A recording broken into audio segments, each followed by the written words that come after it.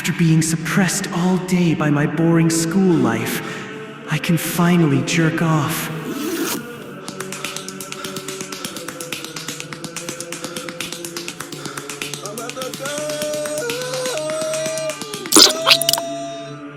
Today's me still indulges in jacking off in the girl's bathroom. This manga starts with a guy jacking off in the girl's bathroom.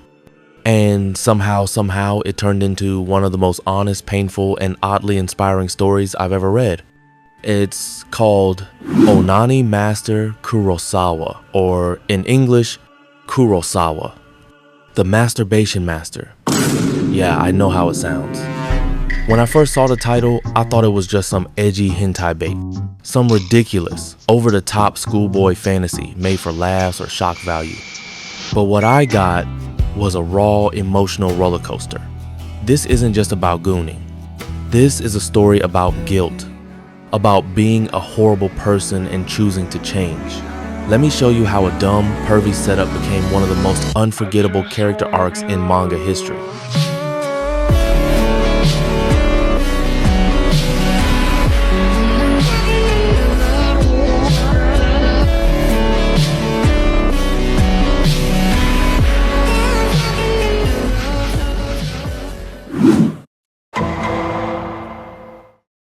Our story begins with Kurosawa, an average antisocial high school student. And like many lonely teens, he's got a secret habit. That's literally the first monologue he gives.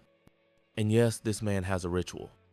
Every day, after school, he carefully chooses his target, a female classmate. He heads to the library, just to establish his alibi.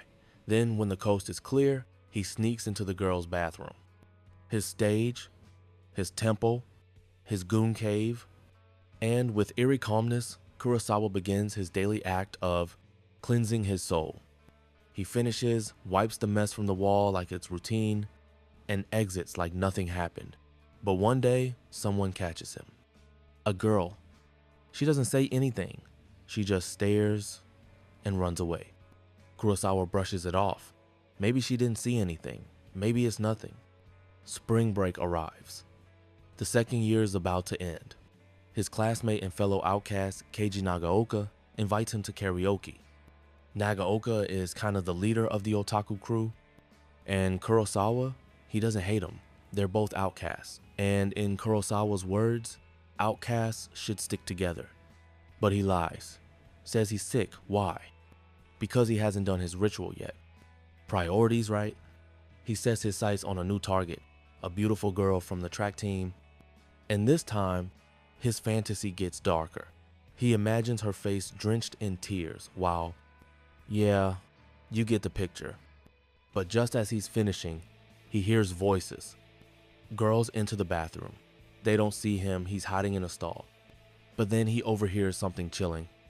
They're plotting to bully another girl, Kitahara. He quietly sneaks out while they're distracted, heart racing.